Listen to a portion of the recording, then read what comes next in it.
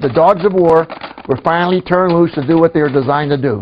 Designed to be the best anywhere doing anything, whether sea, air, or land. That's what SEAL stands for. A superhero has nothing on these guys. Recruits are trained to swim 350 feet underwater with their hands and feet bound. They're taught to survive in Arctic conditions, even submerging in freezing water. They also have to endure exposure to tear gas. Only men ranging in age from 26 to 33 try out to become one of the 2,500 SEALs. Training takes 2 years.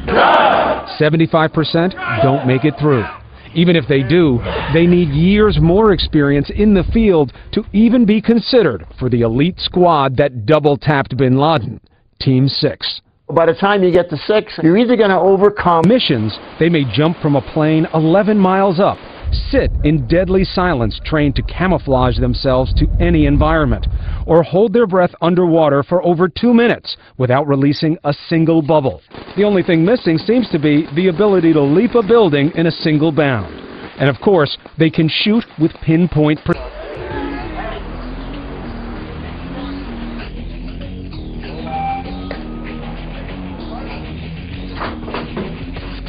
Get down in the mud and start crawling!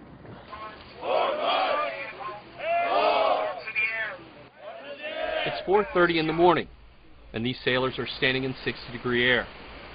Their bodies shake from the cold Pacific Ocean water they were just submerged in. It's only 30 minutes into their first day of Phase 1.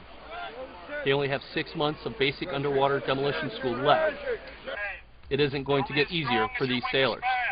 For the next few hours, they are subjected to running, freezing temperatures, and some verbal motivation. Every BUD/S candidate describes these activities. That doesn't deter BUD/S candidates. The grueling physical training of BUD/S serves 3 purposes. The first is to push these men to their limitations and take it further. The second is to develop a teamwork mentality. Finally, it's designed to weed out the sailors who aren't cut out for the job of special operators. They want to see how you perform when you're completely stressed, when you're completely exhausted, when you're on the brink of injury, when you're, when you're constantly being harassed. Defined by the increasing line of helmets growing in the grinder. Each helmet symbolizes a sailor who didn't make it. Hard doesn't describe it well enough.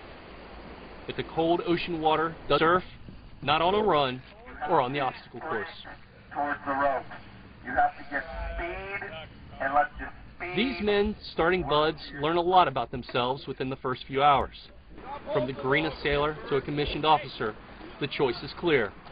Lead or get out. And that's just the beginning. And all you can, hope your body holds up and try to help out the guys next to you to take your mind off your pain. And it all starts in the mind. It's mental toughness is what gets you through. So you can be 110 pounds. BUD/S side by side with enlisted. There is no easier version for officers. They get it just as difficult in INDOC. Phase 1 for these sailors culminates with Hell Week. But finishing BUD/S doesn't make you a SEAL. It lets you go on to SQT, SEAL qualification training. It's another phase which tries to separate the future SEALs from the